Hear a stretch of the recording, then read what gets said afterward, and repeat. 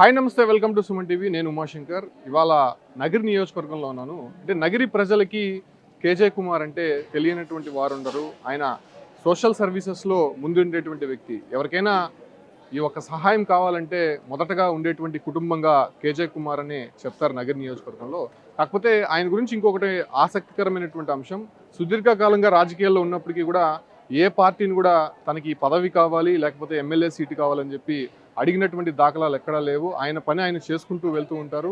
అయితే ఆయన్నే పదవులు వరుస్తూ ఉంటాయి. అనేక సందర్భాల్లో కూడా చెప్పారు, నాకు పదవులు అవసరం లేదు, నేను ప్రజలకి సేవ చేయాలనుకుంటున్నాను చెప్పి కూడా చెప్తున్నారు. అయితే ఇవాళ కేజే కుమార్ జన్మదిన శుభాకాంక్షలు చెప్పడానికి నగర నియోజకవర్గ ప్రజలే కాకుండా ఆయన అభిమానులు కూడా పెద్ద ఎత్తున తరలి వస్తున్నారు. ఆయన మెడికల్ క్యాంప్తో పాటు పలు పేదలకు కూడా కొంత సహాయం చేసేటువంటి ప్రయత్నం అయితే చేయబోతున్నారు.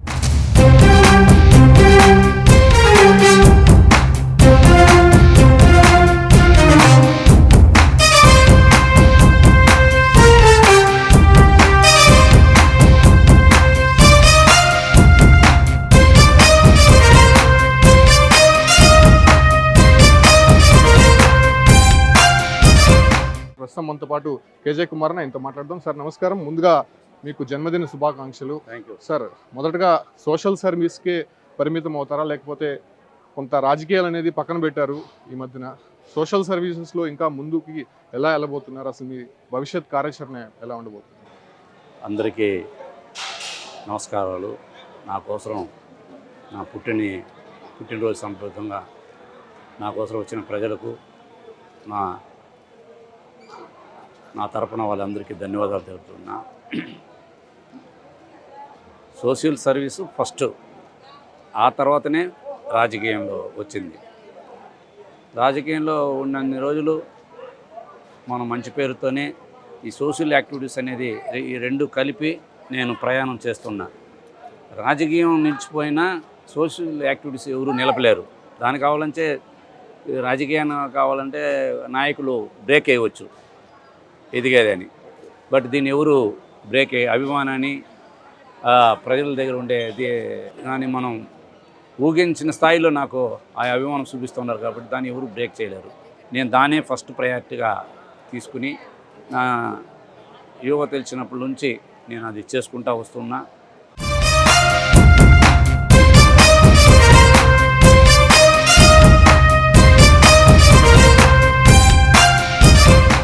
నా పుట్టినరోజే కాదు, లీడర్లు మనం నమ్ముకునే లీడర్లు కానీ నన్ను నమ్ముకునే లీడర్లు వాళ్ళు దీన్ని కూడా నేను బాగా యాక్టివిటీస్గా సోషల్ యాక్టివిటీస్ చేసిన రోజులు ఉంది. మొన్నటి వరకు చేస్తూనే ఉన్నాను.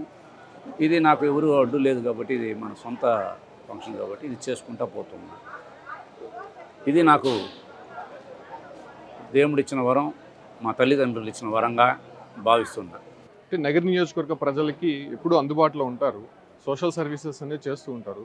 బట్ ఏదైనా అధికారం ఉంటే మరింతగా మీరు సర్వీస్ చేయడానికి అవకాశం ఉంటుంది కదా, ఆ దశగా ఎందుకు ఆలోచించట్లేదు మీరు? అధికారం ఉన్నా లేకపోయినా దీన్ని ఎవరు ఆపలేరు కదా. ఈ సోషల్ యాక్టివిటీస్ అనేది మనం ఒకరి పర్మిషన్ తీసుకోవాల్సిన అవసరం లేదు. దీని పాటికి ఇది చేసుకుంటూ పోతే మంచి చేస్తే మంచి జరుగుతుంది, చెడ్డ చేస్తే చెడ్డ జరుగుతుంది. అధికారం ఆ పదవి ఉండిదా చేయాలనేసి ఏం లేని అన్నీ చూసేసిన. నేను 81లో సమితి కోఆప్షన్ మెంబర్గా చూసిన, ఎంపీపీగా చూసిన, రూరల్ బ్యాంక్ చైర్మన్గా చూసిన, మున్సిపల్ చైర్మన్గా చూసిన. నాతో పాటు మా మిస్సెస్ చైర్మన్ అయింది. రాష్ట్ర స్థాయి పదవి ఇచ్చినారు. ఇంకేం కావాలా మనకు? ప్రజలతో బాగున్నాము.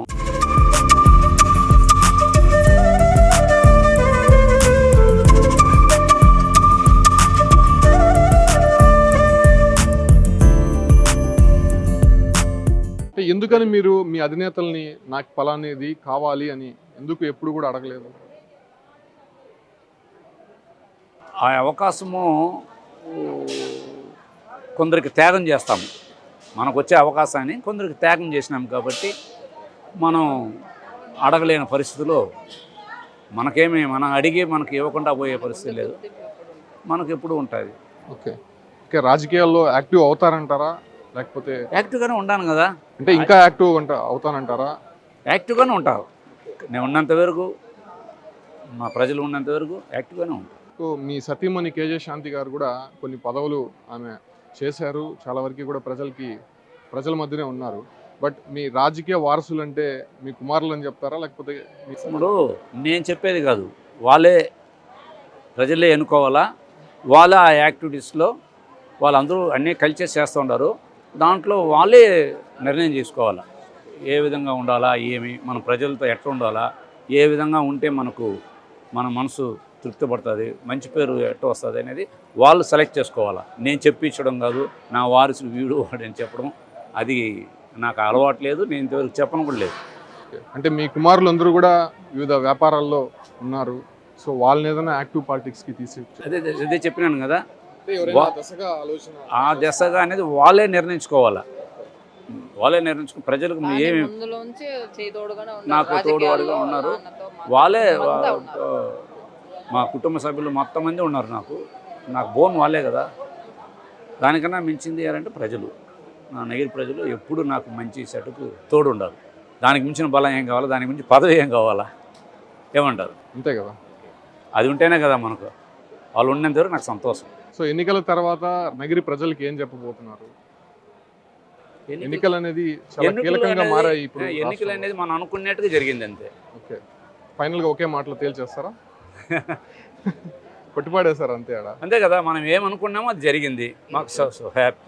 ఓకే, నగిరి వేరు నాకు చాలా హ్యాపీ. మేము ఏమి అనుకున్నామో, మాతో పాటు ప్రజలు ఏమనుకున్నా అది జరిగిపోయింది. మాకు సో హ్యాపీ. సో నగిరికే పరిమితం అవుతారా, లేకపోతే కొంత రాష్ట్ర రాజకీయాల్లో కూడా కీలకంగా వ్యవహరించేటువంటి అవకాశం ఏదైనా కనిపిస్తుంది? ఉన్నాను కదా, ఇప్పుడు ప్రస్తుతానికి బాగా కష్టపడి అన్నీ మూడు చేసిందని కొంచెం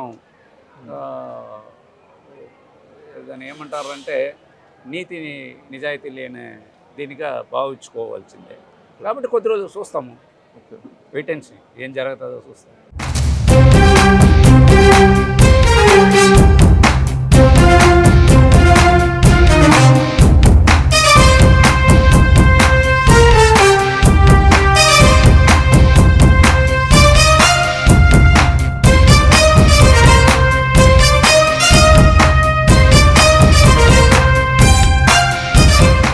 సో మనతో పాటు కేజే కుమార్ గారి సతీమణి కేజే శాంతి గారు ఉన్నారు, ఆమెతో మాట్లాడదాం. మేడం, ఏం చెప్తారు? మీ భర్త గారి పుట్టినరోజు సందర్భంగా ఆయన సోషల్ యాక్టివిటీస్లో యాక్టివ్గా ఉన్నారు.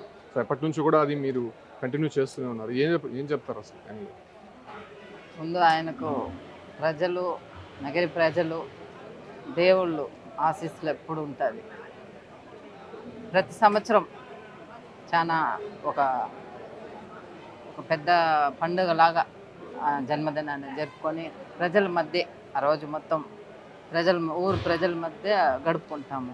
అన్నదానము, వస్త్రదానం చేసి, మెడికల్ క్యాంప్ పెట్టి అన్ని పేద ప్రజలకు కావాల్సిన ప్రతి ఒక్క ఆ రోజు మొత్తం జరిపించి వాళ్ళతో ఉండి వాళ్ళకి భోజనాలు పెట్టి మేము వాళ్ళతో పాటు భోజనం చేసుకొని సాయంత్రంగా ఇంటికి వెళ్తాం. అది ప్రతి సంవత్సరం జరుగుతుంది. మళ్ళీ మధ్య కొన్ని ప్రోగ్రాంలు, ఫంక్షన్స్లు అవన్నీ చేసుకుంటూ వస్తున్నాం.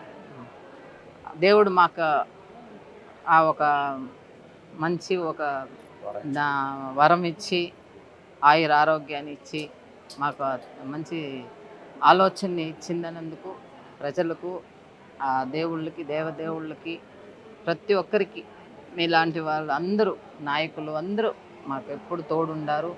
వాళ్ళ ఒక బలము, వాళ్ళ ఒక ధైర్యము, మా కుటుంబము, మా పిల్లలు, మా ఒక బంధుమిత్రులు అందరూ మేము ఐకమత్యంగా ఉండి ఎప్పుడు కానీ రాజకీయంగా కాకుండా కూడా ఎప్పుడు ప్రజల మధ్యలో ఉండాలా, వాళ్ళకి సేవ చేస్తూనే ఉంటాం మేము ఉన్నంత కాలం. మా పిల్లలు అదేలాగా మా దారిలో మాకెప్పుడు మా అడుగుల్లో అడుగు వేసి మాకెప్పుడు ధైర్యాన్ని ఇచ్చి మాకు అండగా ఉంటారు.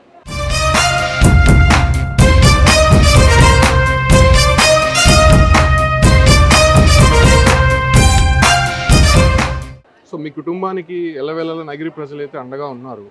సో వాళ్ళు కూడా ఒక ఆశ అనేది ఉంటుంది కదా, మా నాయకుడు, మా నాయకురాలు ఈ హోదాలో ఉండాలి, మాకు ఎమ్మెల్యే కావాలి, లేకపోతే ఈ పదవిని అలంకరించాలి, అలా ఉంటే మాకు సంతోషం అని చెప్పి చాలా మంది అనుకుంటూ ఉంటారు కదా. సో వాళ్ళ విజ్ఞప్తినైనా మీరు ఆలకించే సందర్భం వాళ్ళు అనుకుంటా ఉంటారు. ఆ దేవుడు ఎప్పుడు మనకు ఆశీర్వాదం చేస్తాడో అది ఆ పొద్దు ఖచ్చితంగా జరుగుతుంది. ఓకే, నమ్మకం ఉందంటారా? ఖచ్చితంగా ఉంది.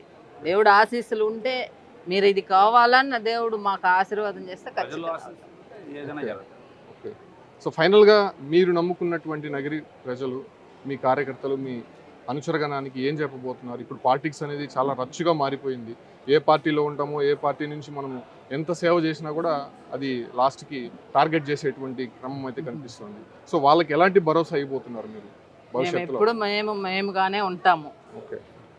మేముగానే సో ఉంటాము. మీకు పదవులు మాలో ఉన్నా, రాజకీయాల్లో మార్పులు, ఉన్నా మా లేకపోయినా మనసులో మార్పులు మీరు ఏమి మాకు రావు.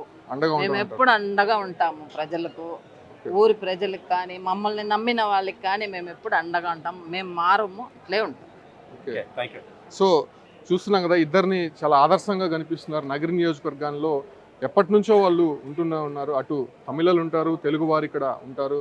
వాళ్ళిద్దరికీ కూడా చేదూరు వాదడుగా ఉంటూ చాలా కీలకమైనటువంటి నిర్ణయాలు తీసుకుంటూ వాళ్ళ సోషల్ యాక్టివిటీస్లో యాక్టివ్గా ఉంటూ కూడా కొనసాగుతూ ఉన్నారు. అయితే నాకు రాజకీయ పదవులు ఉన్నా లేకపోయినా నా సర్వీస్ అనేది కంటిన్యూ అవుతూనే ఉంటుంది. నగరి ప్రజలు కావచ్చు, అంటే నాతో ఉన్నటువంటి అనుచర గణానికి అంతా కూడా మా తుది శ్వాస వరకు సేవలు అందించడానికి సిద్ధంగా ఉన్నామని చెప్పి కూడా ఇద్దరు కూడా చెప్తున్నటువంటి పరిస్థితి. Keep watching Suman TV.